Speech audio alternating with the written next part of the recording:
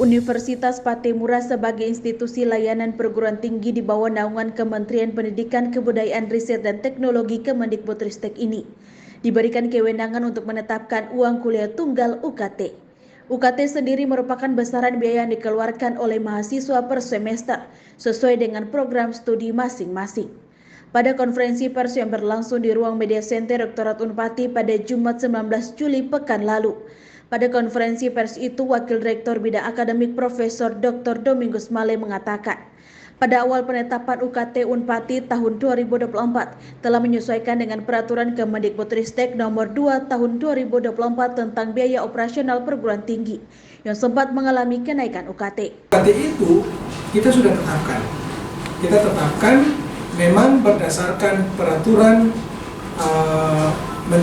Menteri Pendidikan, Kebudayaan, Riset, dan Teknologi nomor 2 tahun 2024 tentang biaya operasional perguruan tinggi di tahun 2024 Januari itu Unpati melakukan penyesuaian berdasarkan keputusan Menteri itu. Nah, penyesuaian itu kemudian memang terjadi kenaikan pada awalnya, tetapi akibat dari gejolak yang terjadi, teman-teman media tahu persis, maka Menteri Pendidikan dan Kebudayaan, Riset, dan Teknologi membatalkan semua surat keputusan rektor terkait dengan penyesuaian tarif UKT. Semuanya dibatalkan. Dengan demikian kita kembali kepada tarif UKT sebelumnya yang berlaku di tahun 2023. Kalau kemarin ada polemik bahwa terjadi kenaikan itu karena ketidakcermatan teman-teman, ya, atau adik-adik kita atau mahasiswa kita di dalam melihat jumlah yang tertera di dalam tagihan mahasiswa baru itu, ya, padahal tidak ada kenaikan. Nah, ini yang terjadi saat ini. Hanya Unpati yang masih menggunakan pola tunggal satu golongan. Di universitas lain tidak. Mereka sudah menggunakan semua. Jadi misalnya kalau ada 7 kelompok, maka semua 7 kelompok itu berlaku.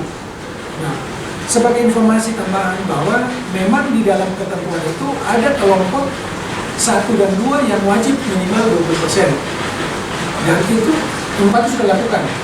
Jadi dari total seluruh mahasiswa yang mendaftar Unpati, ada lebih dari 20% itu yang mendapat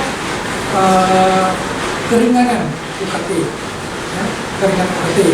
Nah, keringanan itu bisa mendapat yang 500.000, bisa ada yang 1 juta, bahkan ada yang gratis itu dengan mendapat kit kuliah. Yang kit kuliah itu mereka tidak bayar, mereka malah dapat biaya hidup, kemudian dapat UKT.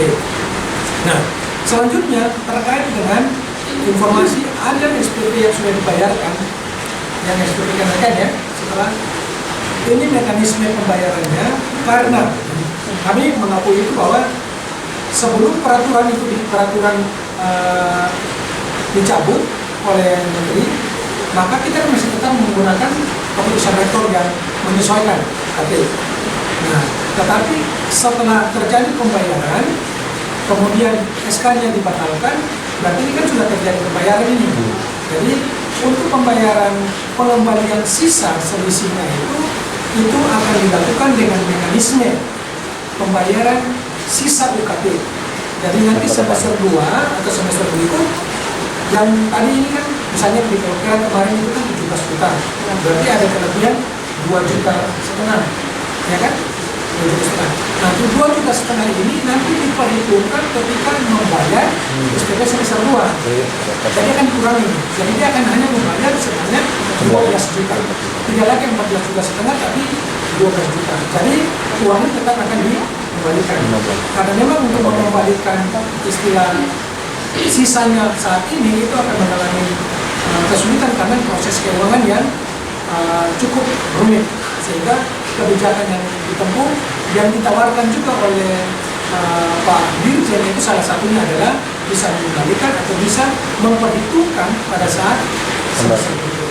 Nah, ini yang kami akan lakukan. Semua data sudah ada, tinggal nanti adik-adik khususnya dari SMBB, ya, yang jalur SMBB yang sudah terlanjur membayar lebih itu nanti akan diperhitungkan di semester berikutnya. Jadi ada pengembalian selisih.